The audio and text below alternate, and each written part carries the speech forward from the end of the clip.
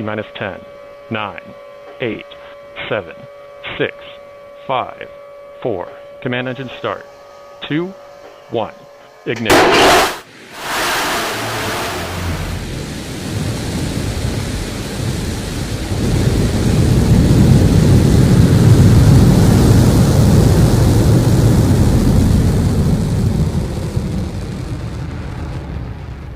Oh yeah, look at her go. Mission Control has confirmed New Shepard has cleared the tower on her way to space from Launch Site 1 in the West Texas desert with Mannequin Skywalker on board. Right about now, the fins on the aft portion of the vehicle are going to help the vehicle do its roll maneuver. The booster is going to be rolling at about 2 to 3 degrees per second, which equates to a full rotation of the vehicle every 2 to 3 minutes.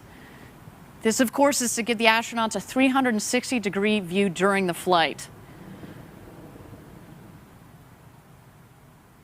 All right, coming up here on max Q, maximum dynamic pressure on the rocket is the toughest portion of the flight for the rocket, and we've confirmed max Q. Excellent.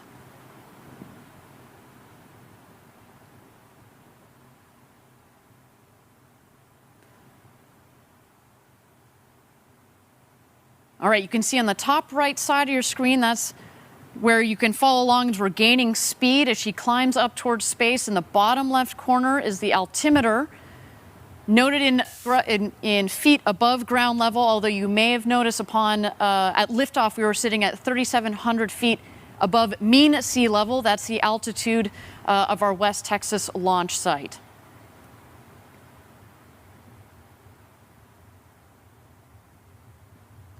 Now, Mannequin Skywalker in there, starting to feel those Gs, around 3.5 Gs on the way up to space. It's very similar to a roller coaster, but in that horizontal position of the seats, definitely is a much more comfortable ride.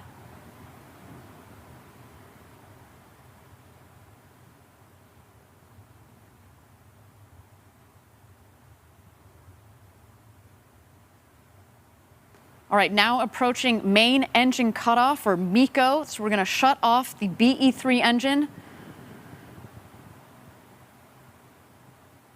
MECO is confirmed. Now you'll notice that the booster and the capsule are continuing as their combined ascent to space. As you watch the altitude continue to, speed is dropping, of course, as it no longer has the propulsion from the BE-3 engine. Separation of the two craft is confirmed. You can start to see the two craft in the screen.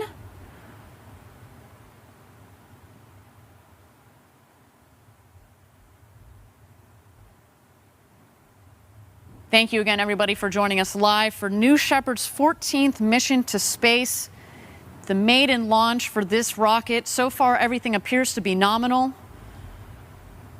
The two craft have separated. Right about now is when, if you were an astronaut in there, that's when you'd be able to float around, gaze out of those huge, gorgeous windows,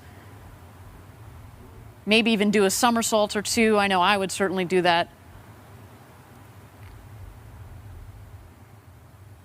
And as we've noted in previous flights, if you follow along on the speed on the top right corner, as soon as that speed hits 0, that's when you know that the rocket and the capsule have hit its apogee point, the highest point in the flight of the rocket.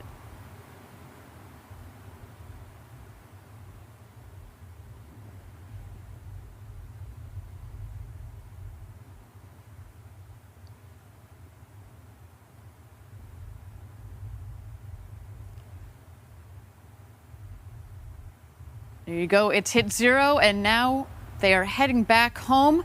We should have an unofficial apogee altitude coming up here shortly.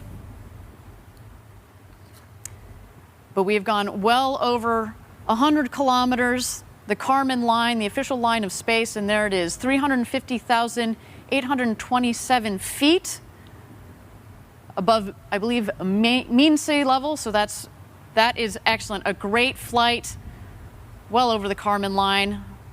Mannequin Skywalker is an astronaut once again. Now, the capsule should be continuing to do its slow spin Everybody gets a window seat in the capsule of New Shepard, but now we're making sure everybody gets the perfect view.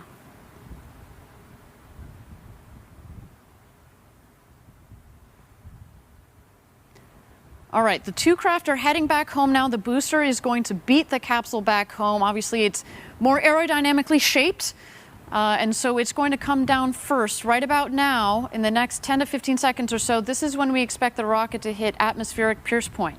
That means that's when it's coming back in, and it's back home from space, and it has enough air pressure upon which it can use its aerodynamic surfaces to push, and that will help guide the rocket back to its landing pad, again, 2 miles north of where it's taken off from. We have confirmation that the wedge fins have been deployed. Those fins are at the forward section, the top section of the rocket. They're housed in the ring fin. They also help provide stability for the rocket as it comes into land.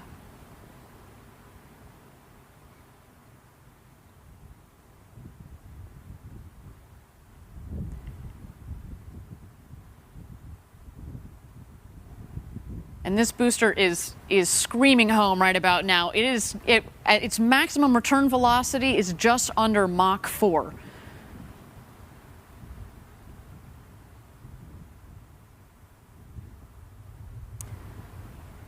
So we're looking now for the drag brakes to deploy. As soon as those deploy, you'll see the speed come down very rapidly. You're starting to see that in the top right corner there.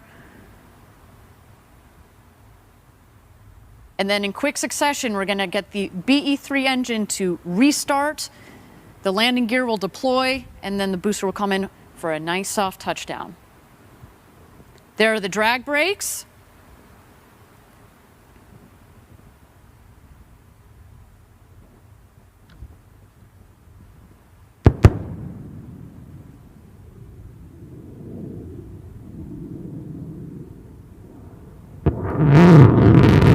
Engine restart. Landing gear deployed.